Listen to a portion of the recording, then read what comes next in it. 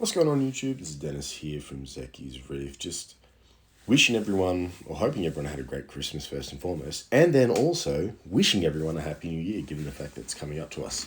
But beyond that, I figured I'd do a video on how to keep SPS corals. I think I've got enough, I'm comfortable enough with my experience to be able to start sharing this knowledge. I've had years of keeping reefs and Acropora in particular under my belt. And I think that I'd be able to share that knowledge. And noting this tank is a new tank and I've sort of gone gung-ho and chucked corals into this system, I'm hoping the results for this tank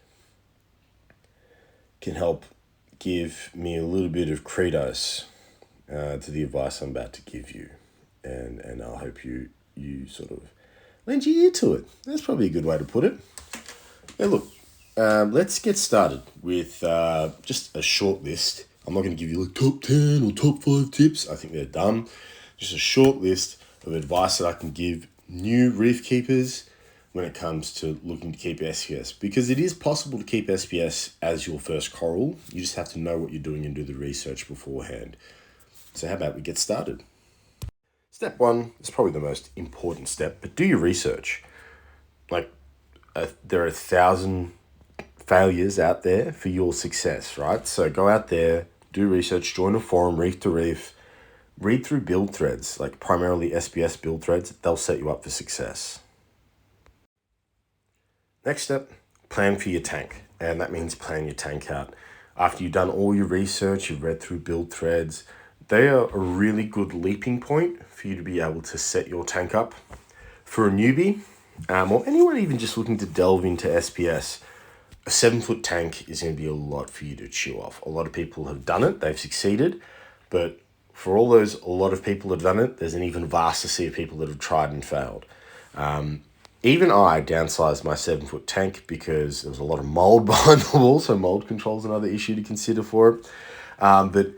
But also, I just had a son, so I've got to divide my attention a lot more, and the fish tank will always lose out to my son. So, yeah, look, plan your tank out accordingly. That means all your equipment, your lighting, the water movement inside the tank, so wave makers, your filtration, mechanical filtration in this case, which is a skimmer, your dosing. You do them all properly, and you're going to set yourself up for success. So that age-old adage, the 5 Ps, proper planning prevents poor performance. It speaks volumes in this hobby. So yeah, plan ahead. Slow down. Tip number 3. I can't stress this enough. The number of times I've seen new people, they think, oh, I can get an Insta Reef, and they just chuck full colonies of Acropora in their systems that they've just set up a month ago, only to have the flesh just peel off quicker than a banana's peel, quicker than you can peel a banana off, sorry. And then everything just die, and their tank just doesn't bottom out. It actually peaks with nutrients and everything like that. It's tragic, but it happens all too often to the point where it's kind of desensitizing. So my best advice for someone who's looking to start off is go slow. You set your tank up, you get a couple of fish that you like, maybe some softies if you're really keen on tiding yourself over, but have that tank built for SPS and wait a good 8 months. Now, in my case, I had rock pre-cycling for a long time before I started chucking my SPS in there, and I still had a bumpy road. That's because I've done this several times. Had I been new and I chucked all these Acropora in that tank, it is pot luck as to whether they survive or not, and they would most likely just peel off, die, and end up as skeletons. And I'd be going up on a Facebook group saying, what happened to my Acropora? Oh my God. So the best advice I can say is just take your time and go slow. Nothing good ever happens fast in this hobby. And a mature tank is always going to be your best bet for success. Keep it simple, stupid. That is a huge tip that I can give people. Basically, do your water changes. That's an easy way to keep your tank stable. whether it's 20% a week split up over two 10% changes or one 10% water change. As long as you're doing water changes, you're setting yourself up for success. That's what I do in this system. I actually do two 10% water changes every week. And yeah, look, corals are happy. They speak for themselves. There was some bleaching due to lack of nutrients, but now things are settling in because my skimmer broke, which is great because it's a good leaping pad. But if you look at my system, all I do is I test my parameters and make sure they're stable and then do water changes. I don't actually fiddle around with the amounts that I dose all that much. Once the corals grow too big, yeah, I'll start doing that. But for the time being, water changes and testing. It's so simple. There are a lot of people out there that will have convoluted ways of not having to do water changes. Do you really want to go through that convolution and the learning curve? No. So keep it simple. The next big tip I can give people is start with cheap frags. This is a cheap frag that I have in my system. I've also got green gulls, which is barley slimer, another cheap frag. These frags are cheap for a reason. Do you want to know why they're cheap? This is a rhetorical question because I'm answering it myself. They're cheap purely because, and here's an orange cap, another cheap frag, because they've been propagated within the hobby for such a long time that they're everywhere. These frags, like aquacultured, not maricultured, aquacultured frags are hardier than your wild caught specimens or wild collected specimens. Because they're a frag, they're less burden on the system when it comes to pulling nutrients as well as your elements out of the water. So your alkalinity, which is another component, your calcium, magnesium, your trace elements, so much easier on your reef tank if you start with frags and let them grow out. It also allows you to scale your dosing over time. So every 6 months, you might do an audit after doing your testing, and you find that your alkalinity is dropping a little bit. We've seen it drop as a trend. So then you pick it back up. Normally you would have addressed that with your testing beforehand, but basically what I'm saying is a frag will allow you to adjust your dosing more incrementally rather than just chuck it in there and start dosing and dosing and dosing and having to test all the time to manage that rather than using the test as a mark of stability. Here's another frag. Nice lightning stag. It's encrusted. I chucked it in, like 3 or 4 weeks before I went on holidays. So it's about a month and a bit ago. It's already growing out. The Dallas behind it, even sooner I chucked that in. That's growing out. So you can see it encrusting. It's going great. And yeah, look, the only issues they've had is the skimmer not working. But like I said before, you start with frags, cheap frags.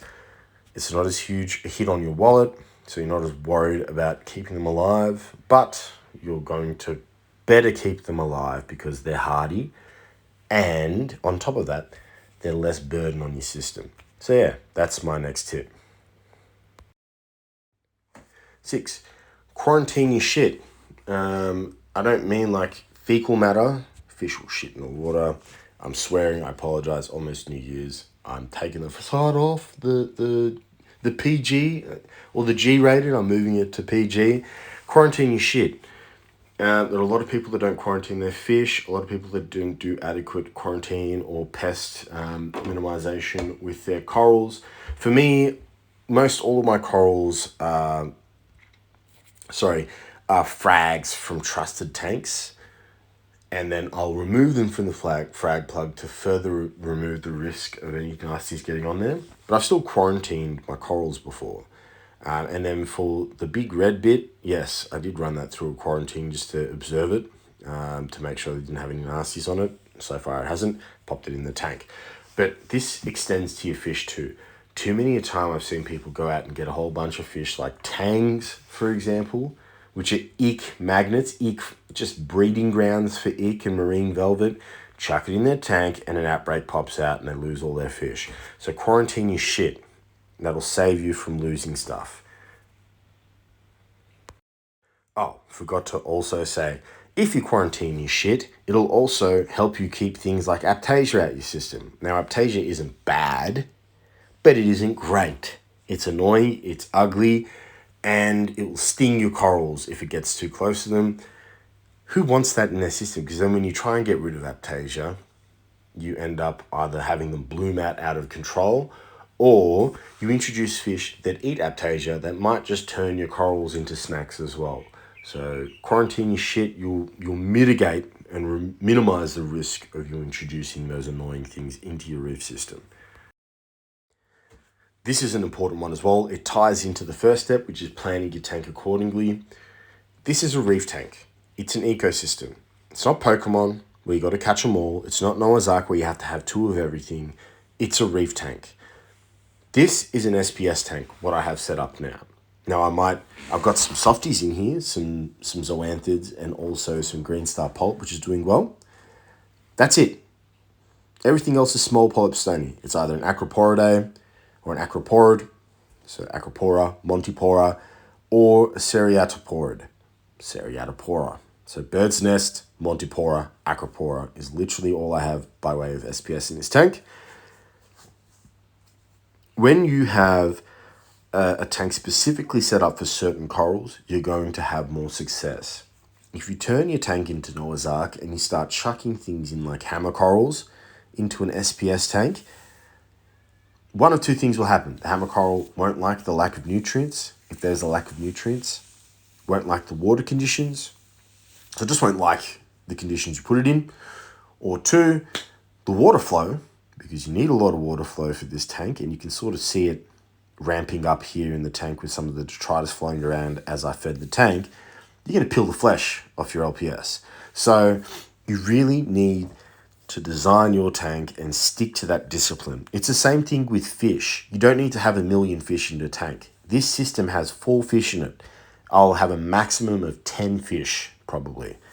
And that's even if I actually hit that upper bound. It'll probably top out around 7 or 8. Pick your fish accordingly. Don't pick a fish that's too big for your tank because you have to deal with the problems later on. Don't pick a corallivore, for example. Don't pick fish that require too much care that will pump nutrients into your system as well. Like I said before, it's a reef. You want everything to complement one another within the ecosystem, but you don't need to treat it like Noah's goddamn Ark.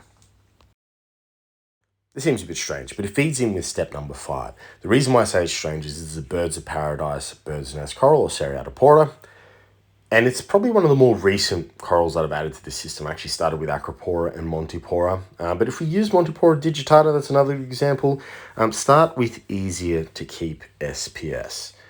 Bird's nest, Montipora of almost every variety. So that's digitata, Capricornus, stellata, Setosa. Oh gosh, what else is there? Undata. I wouldn't go Undata because it becomes a problem of trying to get rid of it, which is a nuisance. But you're easier to keep corals, your Seriatoporas, Poculoporas, your Stylophoras, getting tongue-tied here, your Anacroporas as well. They're going to grow well, easily, they're hardy. It's just an easier time for you when it comes to reef keeping. So stick with them and you're going to have better luck. And then you can move on to harder to keep like corals, like Acropora, which can be a little bit trickier at times, depending on whether your tank's stable or not. But yeah, that's probably the last tip I'll give. So those are my tips. About 8, I guess. Really, there's 9. I'm going to give you 3 of my top tips, which will bleed into the ultimate tip. That is, plan ahead, keep it simple, stupid, and take your time. And they all feed into the principle, which is stability is key, and it's a tip in and of itself. If you have a mature and stable tank, when you introduce corals, you have the best chance at them surviving, growing, thriving, and then you getting to do all the cool stuff like fragging them, yada, yada, yada.